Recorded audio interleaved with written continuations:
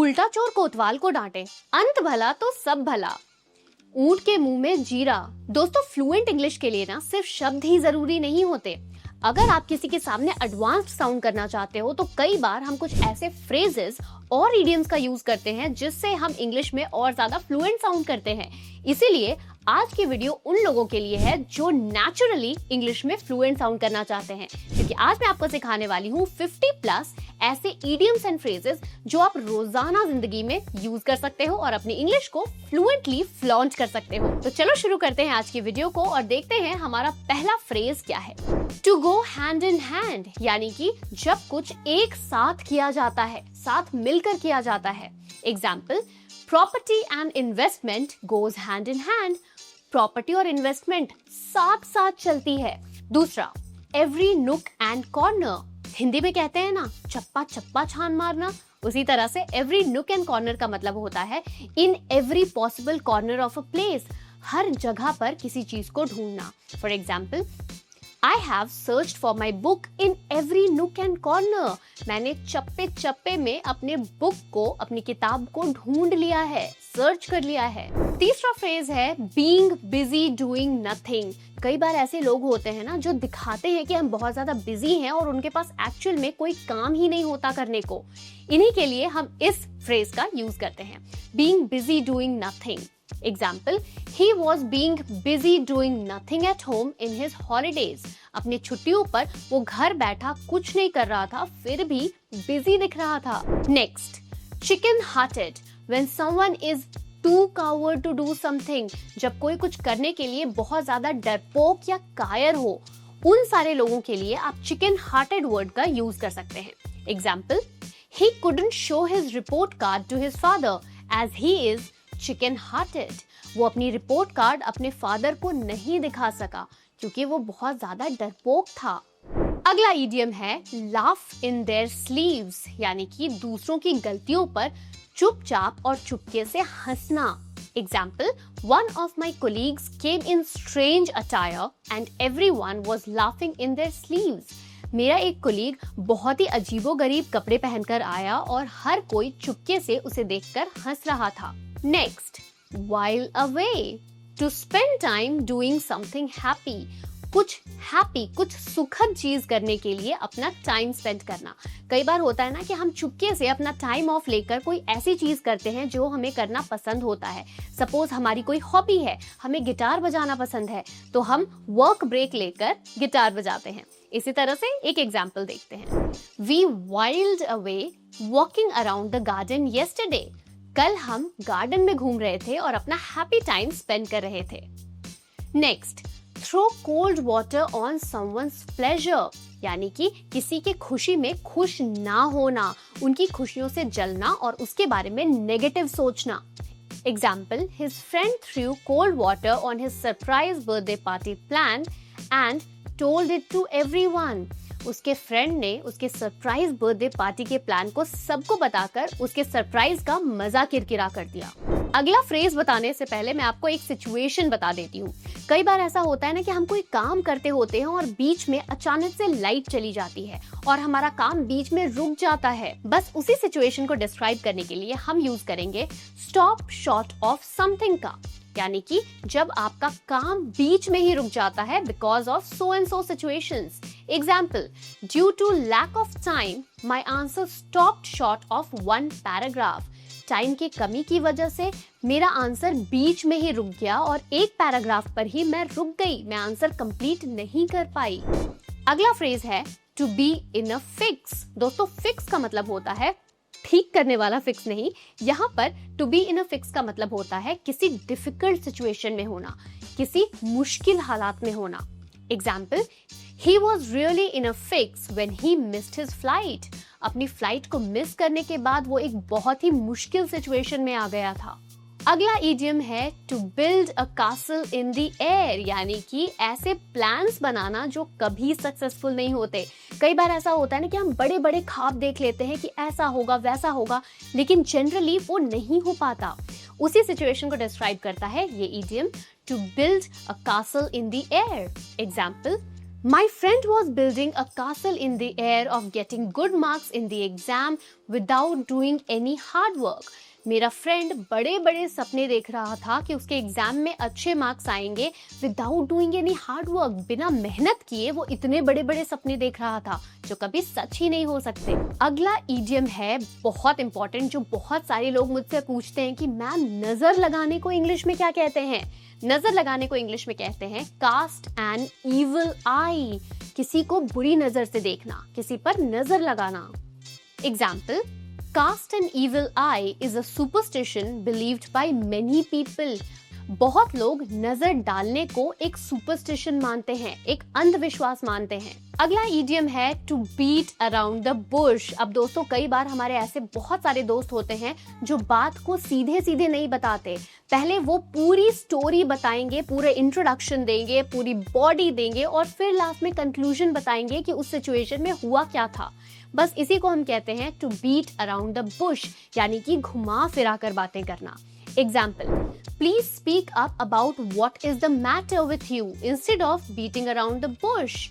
तुम्हारे साथ क्या दिक्कत है प्लीज बताओ, instead of beating around the bush. घुमा फिरा कर बातें करने के बजाय सीधे सीधे मुद्दे पर बात करो। अगला इडियम, बी ऑल ईयर्स। अब दोस्तों ये जो इडियम है ना, ये आजकल बहुत ट्रेंडिंग है, जिसका मतलब है ध्यान से किसी की बात को सुनना।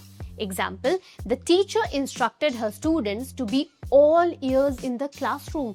टीचर ने स्टूडेंट्स को इंस्ट्रक्शन दी कि ध्यान से मेरी बात को सुनो। अब दोस्तों हमने एक इडियम सीखा था कास्ट एन इविल आई। अब नजर तो लगा दी, लेकिन नजर भगाने के लिए भी एक इडियम है। Let's learn what's that. Cast off the evil eye, बुरी नजर हटा देना। He possesses the power to cast off the evil eye. उसके अंदर एक पावर है to cast off the evil eye, बुरी नजर को हटाने की। अगला इडियम हिंदी में कहते हैं ना, एक ही थाली के चट्टे बट्टे, बस उसे ही इंग्लिश में कहते हैं birds of a feather flock together. एक ही टाइप के लोग एक साथ रहने वाले, एक ही टाइप की बातें करते हैं। Example, both the neighbours are like birds of a feather flock together. दोनों ही पड़ोसी बिल्कुल एक जैसे हैं। तो अगर आपको जनरली भी कहना हो कि यार तुम दोनों ना बिल्कुल एक जैसे हो, तो आप कह सकते हो you guys are birds of a feather who flock together. अगला इडियम बाय एंड बाय, यानी कि कोई ऐसी चीज जो स्लोली, आराम से, धीरे धीरे टाइम पर होती है। Example, by and by all your problems will find a solution. धीरे धीरे तुम्हारे सारे मुश्किलों का सोल्यूशन मिल जाएगा। अगला जो फ्रेज है वो जनरली फॉर्मल प्लेसेस पे यूज होता है, जिसे हम कहते हैं cover a lot of ground, जिसका मतलब है बहुत ही डिटेल में किसी बात को, किसी सिचुएशन को समझना या उसके बारे में बातें करना। Example, he covered a lot of ground with his topic in the seminar. Seminar में उसने अपने टॉपिक पर बहुत ही डिटेल में बात की, बहुत ही डिटेल में लोगों को समझाया। अगला फ्रेज बताने से पहले मैं आपको बता दूं दोस्तों, कई बार ना ऐसे नेबर्स होते हैं या ऐसे रिलेटिव्स होते हैं जो बिना बताए आपके घर पर धमक जाते हैं। बस उसी टाइम पर यूज करो इस फ्रेज को। ड्रॉप इन ऑन, अचानक से किसी से मिलने आ जाना। Example, he dropped in on yesterday at the party. कल पार्टी पर वो अचानक से आ गया। अगला इडियम है गो थ्रू फायर एंड वाटर, यानी कि बहुत ही कठिन चुनौतियों का सामना करना और उससे आगे बढ़ना। Example, we had to go through fire and water to save our friends from the picnic spot they were stuck in. हमने बहुत ही कठिन चुनौतियों का सामना किया अपने दोस्तों को बचाने के लिए जो पिकनिक स्पॉट पर फंस गए थे। अगला इडियम है हैव वंस वे। दोस्तों कई बार ऐसे लोग होते हैं ना जिनका हर किसी काम को करने का अपना एक तरीका होता है, अपना एक नजरिया होता है। बस उसी टाइम पर उन्हीं लोगों के लिए यूज करो हैव वंस वे का। Example, there are some people who don't listen to what others are saying and always have their way. कुछ ऐसे लोग होते हैं जो दूसरों की बातों को नहीं सुनते, उनका हमेशा अपना काम करने का एक तरीका होता है। अगला फ्रेज है fall in with, जिसका मतलब है to harmonize with और accept someone's wishes. किसी की इच्छा के साथ तालमेल बिठाना या उसे स्वीकार कर लेना, किसी दूसरों की थॉट को एक्सेप्ट कर लेना। For example, his mother fell in with his wish to go on a vacation this year. उसकी माँ ने उसके इस साल वेकेशन पर जाने की विश को मान लिया, एक्सेप्ट कर लिया। अधजल गगरी छलकत जाए, सुना है ना ये idiom.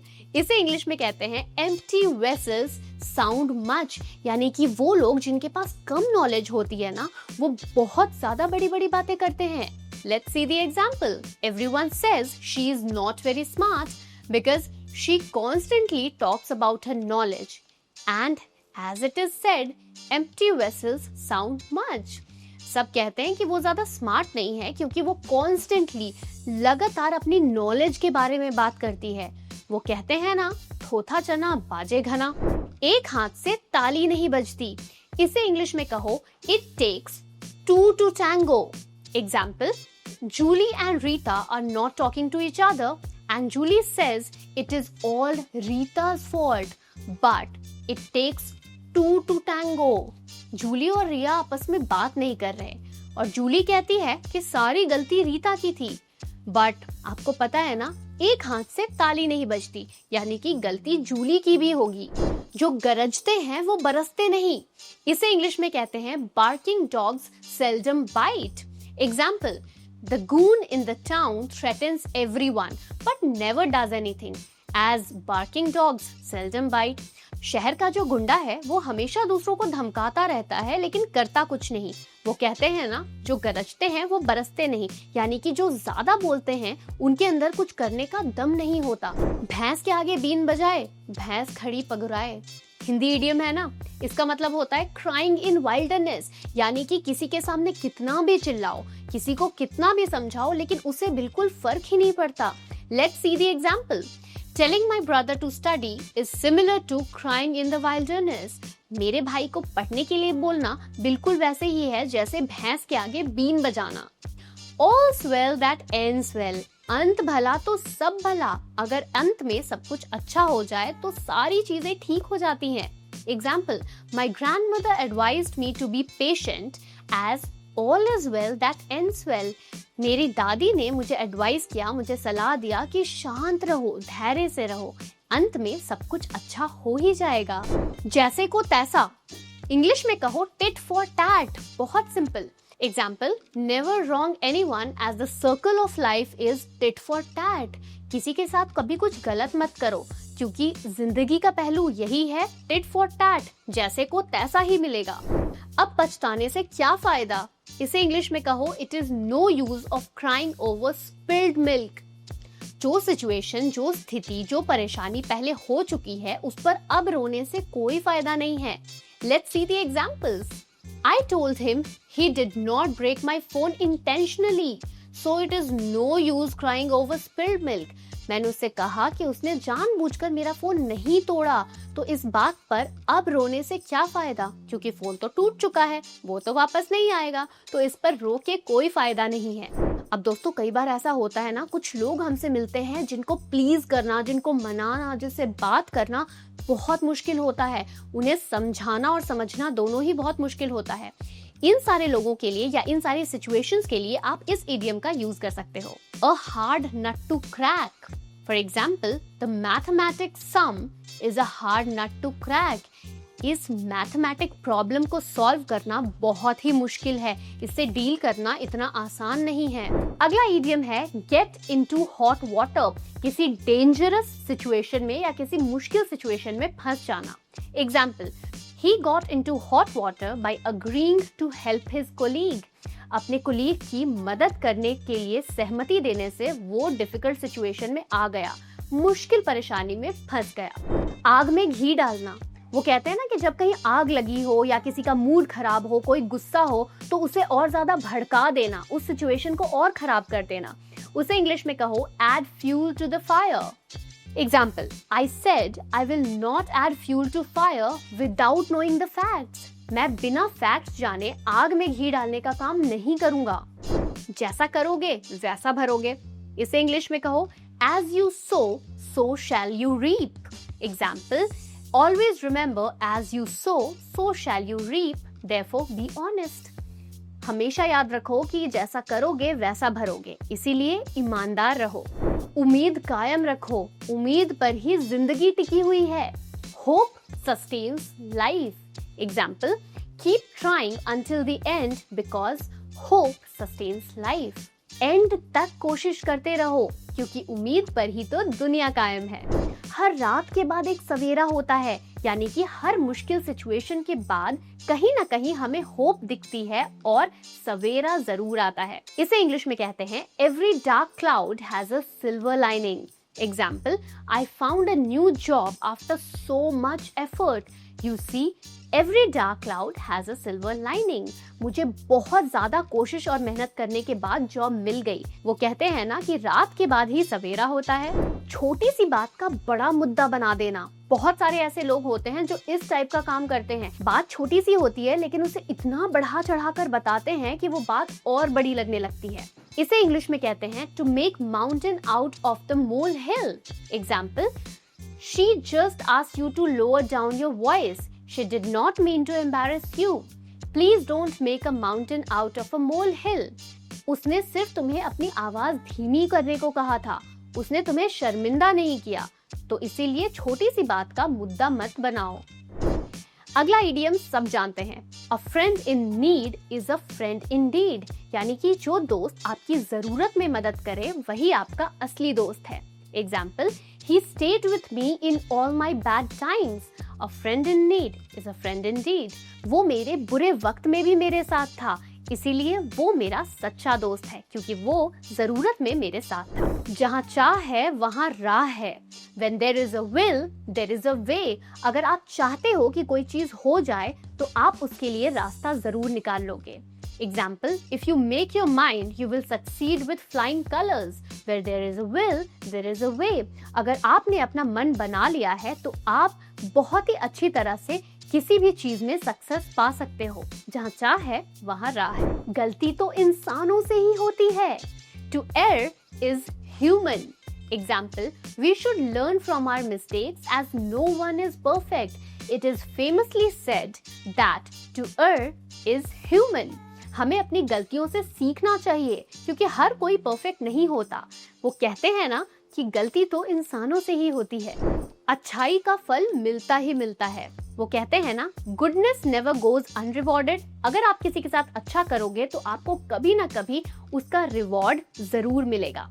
Example, helping the needy will always pay off as goodness never goes unrewarded. अगर आप किसी जरूरतमंद की मदद करते हैं तो वो आपकी अच्छाई है और ये अच्छाई कभी भी अनरिवॉर्डेड नहीं जाती, उसका फल आपको जरूर मिलेगा। एक ही थाली के चट्टे बट्टे, cast in the same mould. दो ऐसे लोग या कोई ऐसा ग्रुप जो बिल्कुल एक जैसा हो। Example, Julia and her mother are cast in the same mould. They both love dogs. Julia और उसकी माँ बिल्कुल एक ही थाली के चट्टे बट्टे हैं क्योंकि उन दोनों को डॉग से बहुत ज्यादा प्यार है। दूर के ढोल सुहावने। कोई चीज दूर से ही अच्छी लगती है, जब आप पास जाओ तो आपको उसकी रियलिटी पता चलती है। इसे इंग्लिश में कहो, distant drums sound well. Example, my sister thinks eating pasta in Italy every year is a good idea as distant drums sound well. मेरी बहन को लगता है कि इटली में पास्ता खाना हर साल एक बहुत अच्छा आइडिया है, लेकिन दूर के ढोल सुहावने, ऐसा होता नहीं है, सिर्फ लगता है। अब ब्लेसिंग इन डिस्गाइज, यानी कि कोई ऐसी चीज जो आपको लगती है कि वो अच्छी नहीं है पर वो एंड में अच्छी ही साबित होती है। Example, Rita was sad as her flight got cancelled due to rain, but she realized it was a blessing in disguise because her boss called her to the office to promote her. Rita की flight cancel हो गई बारिश की वजह से, लेकिन उसे ये पता चला कि ये तो एक्चुअली में उसके लिए अच्छा हुआ क्योंकि उसके बॉस ने उसे ऑफिस बुला लिया था उसे प्रमोट करने के लिए। तो हुआ ना ये ब्लेसिंग इन डिस्गाइज। रात गई बात गई, let bygones be bygones. Example, we should focus on what we have rather thinking about the past. Let bygones be bygones. हमारे पास जो है हमें उस पर फोकस करना चाहिए, ना कि पास्ट के बारे में सिर्फ सोचते रहना चाहिए। रात गई बात गई, जो हो गया सो हो गया। किसी चीज का पूरी तरह से नॉलेज होना, इतना अच्छा इतना शार्प नॉलेज होना कि आप चुटकियों में उस काम को कर सको। इसे इंग्लिश में कहो, back of my hand. For example, I know Delhi like the back of my hand. मैं दिल्ली के बारे में पूरी जानकारी रखती हूँ। आराम करो, आराम से काम करो। Take it easy. Example, Gaurav, whenever you get angry, you should take it easy. Gaurav, जब भी तुम गुस्सा करते हो तुम्हें रिलैक्स करना चाहिए, आराम करना चाहिए। अचानक से किसी काम का हो जाना, all of a sudden. Example, we were enjoying our picnic, all of a sudden it started raining. हम पिकनिक एंजॉय कर रहे थे और अचानक से बारिश शुरू हो गई। अब कोई ऐसा काम जिसे करना बहुत ज्यादा मुश्किल हो, उसे अगर आपको ईडियम के तौर पर कहना है तो आप उस टास्क को कहो हरक्यूलन टास्क, कोई बहुत ही मुश्किल काम। Example, it is a herculean task to defeat him in racing. Racing में उसे हराना एक बहुत मुश्किल काम है। डाउट में होना, जब आपके दो दिमाग दो तरीके से चलते हैं कि मैं ये करूं या ये करूं, इस सिचुएशन को कहो double minded. Example, Ramesh is a double minded person, he could not select his clothes. Ramesh confuse इंसान है, वो अपने कपड़ों को भी चुन नहीं पाता। कोई बहुत ही आसान काम जिसे करना बहुत ही इजी हो आपके लिए, उसे इडियम्स में कहो a piece of cake. Example, typing 40 words per minute is a piece of cake for me. 1 minute में 40 शब्द टाइप करना मेरे लिए बहुत आसान टास्क है। कोई बहुत ही महंगी चीज जिसे खरीदने में आपके पूरे पैसे चले जाएं या आप उसे अफोर्ड ही ना कर सको, उसे इंग्लिश में कहो to cost an arm and a leg. Example, the diamond necklace she selected cost an arm and a leg to me. जो डायमंड नेकलेस उसने सिलेक्ट की थी वो मेरे लिए बहुत महंगी थी। किसी को गुड लक विश करने के लिए सिर्फ गुड लक का यूज करते हो तो इस इडियम का यूज करो। ब्रेक अ लेग मतलब टांग तोड़ना नहीं, इस इडियम का मतलब होता है किसी को गुड विशेस देना, बेस्ट ऑफ लक कहना। Example, break a leg my son, I am excited about your performance. Good luck बच्चा, मैं आपके परफॉर्मेंस के लिए बहुत ज्यादा एक्साइटेड हूँ। सो जाने को इंग्लिश इडियम में कहो hit the sack. Example, I was tired yesterday, so I hit the sack at 8 o'clock. मैं कल बहुत थकी हुई थी, इसीलिए मैं कल 8 बजे रात को ही सो गई। जब आपको किसी चीज को समझने में मुश्किल हो तो उसे idioms में कहो All Greek and Latin to me. मुझे कुछ समझ में नहीं आया। Example, today's economics lecture was all Greek and Latin to me. आज का इकोनॉमिक्स लेक्चर मेरे लिए बहुत मुश्किल था, मुझे समझ ही नहीं आया। बहुत ही ज्यादा तबीयत खराब होना, टू फील इल, इससे इडियम्स में कहो to feel under the weather. Example, I want to play football but feel under the weather today.